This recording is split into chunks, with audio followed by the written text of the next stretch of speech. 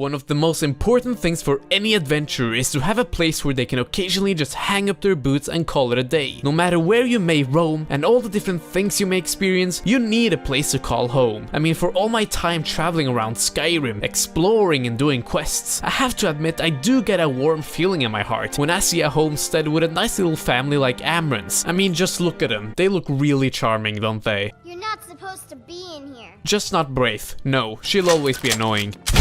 Anyways, you may have noticed the lack of player home mods in my most recent Skyrim mods videos, and there's certainly been a couple of fairly recent ones I wanted to check out, so I've decided to put them all in a nice little video like this, something different, more laid back than ordinary. Yes, this is indeed another mod review bonus thingy. Yeah, that's what we're calling it. All of the player homes we'll be taking a look at here are vastly different from one another, so let's just get right into this with the first player home. Call it a castle if you will, because situated across the gates of Whiterun, just behind Pelagia's farm, we've got Whiterun Safehold. This is a small, old rundown decommissioned castle, converted into a cozy home with various features like nicely furnished dining areas and bedrooms, as well as a ton of storage. I guess the one thing I appreciate the most about this player home is the location, as it blends real nicely in with the surrounding area. The way it's hunched up against a mountainside, it feels like something that should have been part of the base vanilla game. To obtain the establishment, you simply have to walk up to the gate and hopefully not be interrupted by a dragon like I was, and purchase it for 25,000 gold by clicking the sign near the door. Once inside, you'll be instantly welcomed by this nice big dining area. Oh, and on this table you'll also find a spellbook with a teleport spell. There's also this whole room dedicated to bookshelves, so you can stack up a lot of books to create your own little personal library. Of course, there's also a cooking area where you can get your Gordon Ramsay on with all the base ingredients you'd need, but what I believe to be the most interesting room on this floor has to be the enchanting room and crafting room. It looks like something out of a children's adventure book about wizards. All in all, this is a very solid floor.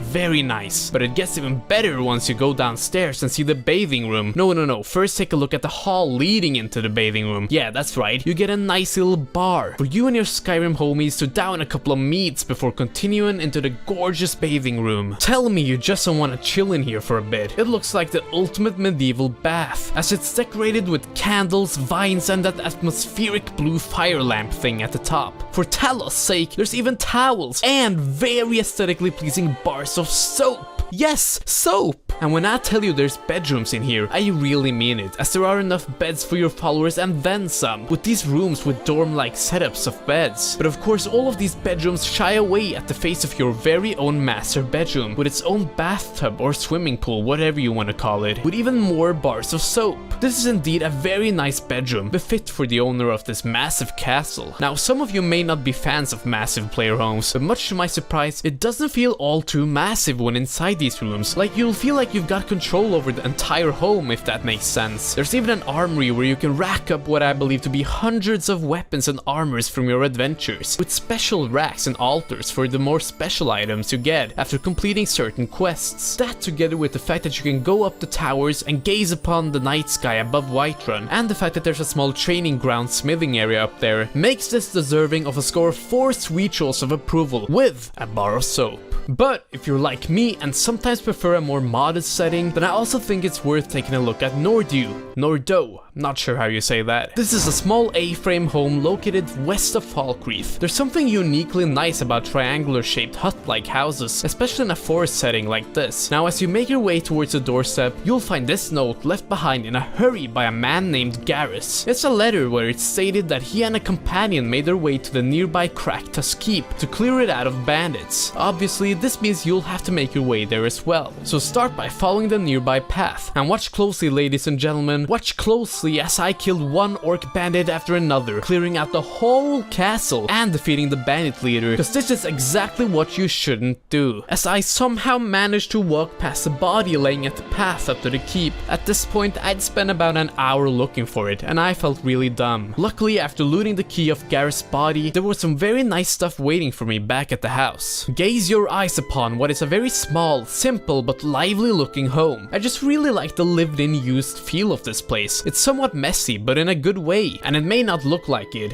but there's a ton of storage space here, not just chests, as the very items used for decor can be used for inventorial purposes. At the entrance, you'll find a very cozy looking living room, with 2 chairs nicely situated in front of a fireplace, and there's even a bedroll, which can be folded out if your follower want to crash over. At the back of the house, you'll find the kitchen and dining area, with all the possible ingredients and tools you can think about. Jars full of shrooms, bags filled with spices of all kinds, it's all here. It's here you also find the very simple yet unique looking alchemy lab. This is the type of messiness I really like of my Skyrim player homes. Like the mod author states in the description, the home is quite tiny, but there is a lot of home. Moving on up to the 2nd floor, which is accessed through a ladder, you'll find the bedroom. Again, there's a ton of clutter, but it essentially works as any other bedroom, with a bed of course, and a chest for all your valued belongings. Continuing on out through the back door, you'll find the garden, which comes with just as many cool features like the interior. Not only will you find your very own bunnies and chickens here, but you get a nice outdoor toilet, next to a very immersive looking shower, which will keep you all fresh and clean. Of course, there's also a ton of planters here to make use of, as well as a nice little crafting area for your armors and weapons. But what I really like here is a switchable alchemy and enchanting station. By clicking on the table, you can swap between the 2 stations to fit your needs. The location, together with the simplicity of the house and the various nice features, makes this deserving of a nice score of 5 sweet rolls of approval.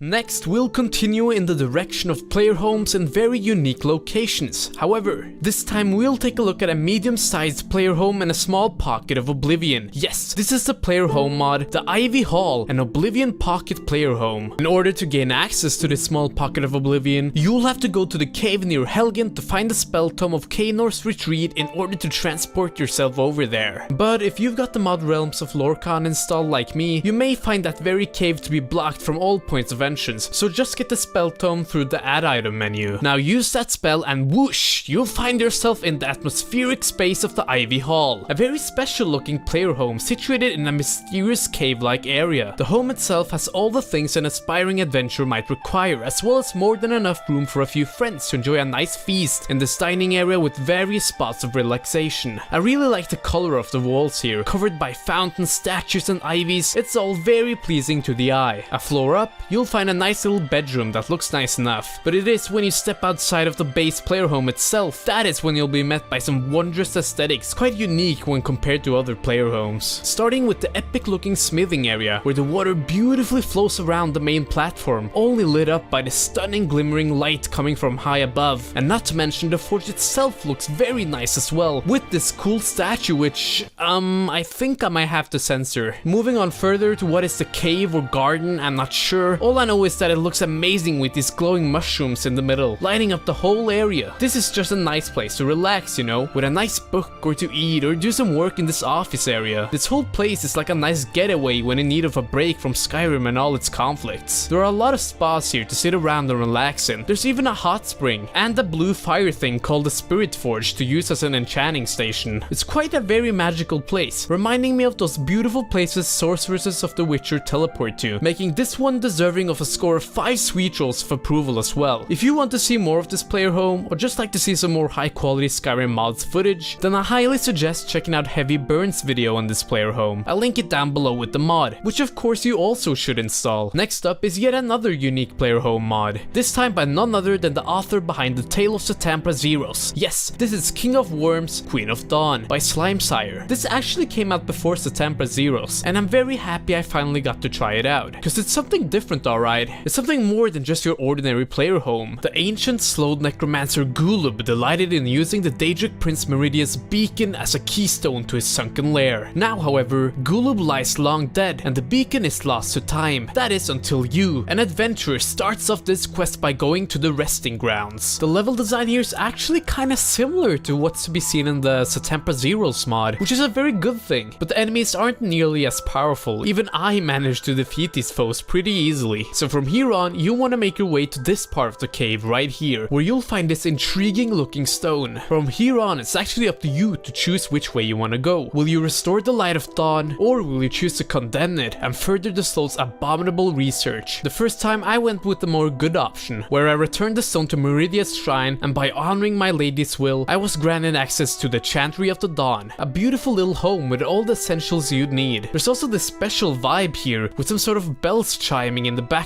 to create for a unique atmosphere.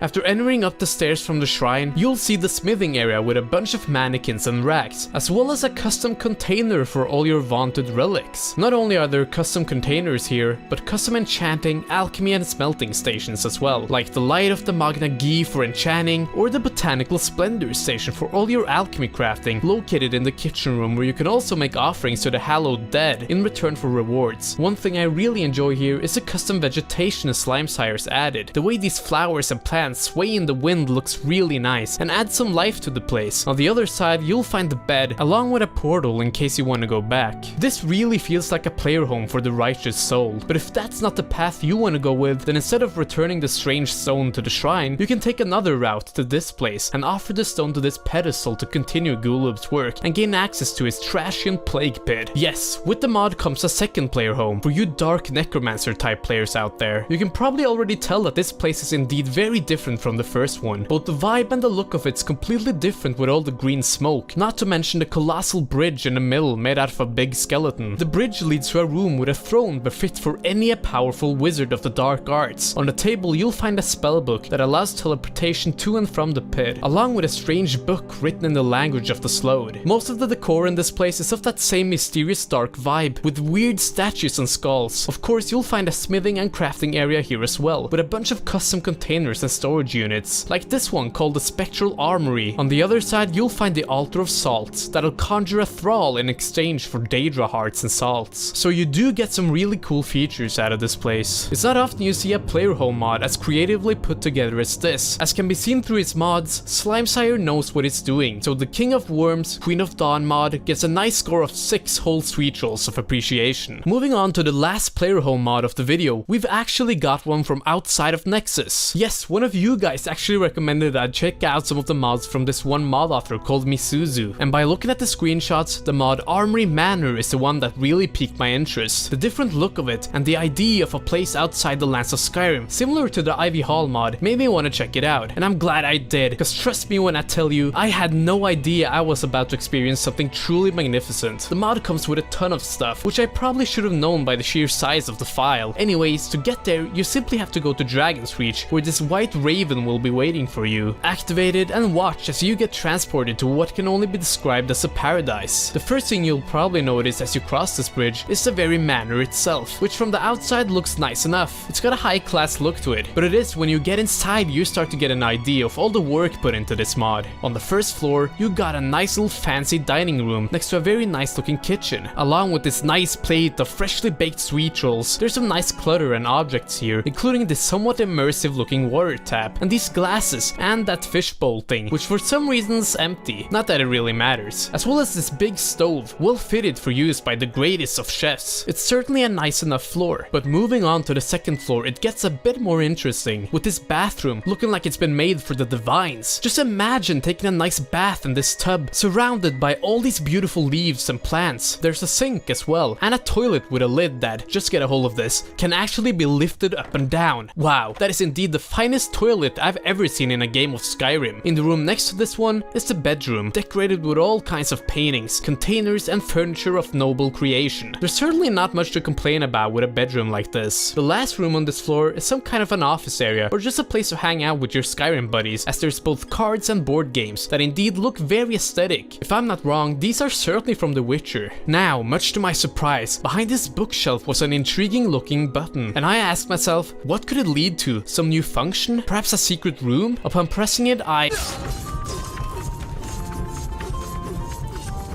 Yup, I guess you can safely say I got bamboozled by the mod author. There's a balcony here as well, where I guess you can hang up your clothes and stuff. Going up another floor, it just gets even better. Yeah, as you'll find all kinds of stations here to hone your magical crafts. And not just one, but 2 bedrooms belonging to your 2 new followers that come with the mod, named Armoury and Meryl. I did not know about them when installing the mod, but they're a welcome addition, I guess. They'll hang about up here in the attic when not called upon, and who can blame them when the room's basically got everything they'd need. In one of the closets, you'll even find an outfit. Yes, not only does the mod come with followers, but you get this elven themed outfit right here, which certainly got a nice look to it. As for the rest of the house itself, there's a smithery and a place for storage in the basement. Now that covers it all for the house, but outside, you'll find what I guess can be called a garden, with all these flowers, plants, sculptures, and fountains. It's the kind of place you see in your dreams. The design's quite reminiscent of Rivendell from J.R.R. Tolkien's Lord of the Rings. The statue at the top even functions as a standing stone by giving you the lover's comfort blessing. Now you may be thinking to yourself, God damn Gim, this is certainly a big mod. Well, how about I tell you that this is only a small part of it? Yes, by passing through these doors, you'll see that there's even more of these absurdly gorgeous locations. Fountains, magical light lamps, plants, flowers, sculptures of all kinds. I don't even care about censoring these at this point, there's simply too many. I mean, it's just good old family friendly art, right? And more art there is, with this stunning looking structure of what has to be a greenhouse, stacked with flowers, with a very nice view at the back with the light shining in through the colored window. There's a lot of different kinds of structures here, where simply looking at them is enough to satisfy you. But looming over all of these structures is the big, majestic cathedral. Yes, you heard that right, there's a freaking cathedral. Why? I do not know. And I don't really need to know, as the look of it alone is more than enough. This right here, ladies and gentlemen, is modding turned to art. The design, with all these lights, plants, statues, and other decor, it just comes together in a really amazing way to make for some amazing visual experiences. There's multiple floors here as well, with a bedroom of 2 beds befit for people of the highest nobility. I mean, I just feel like a princess, a prince when walking through here. Downstairs, quite fancy as well, and hiding behind this gorgeous door is an equally gorgeous bedroom that again, just looks really, really good. Although it might not be the most immersive place around, the whole world space from this mod can certainly be tied into wizard type character builds as getaways from Skyrim and what is your very own little, or should I say big, magical getaway paradise. There's a lot more to this place, but covering every inch of it would simply take too much time, and I do not believe you'd like to listen to me ramble on about every single object here. So to wrap it up, this mod certainly deserves a nice score of 5.5 sweet rolls of appreciation. It's definitely worth experiencing what this place has to offer. I mean, god, it even comes with its own soundtrack.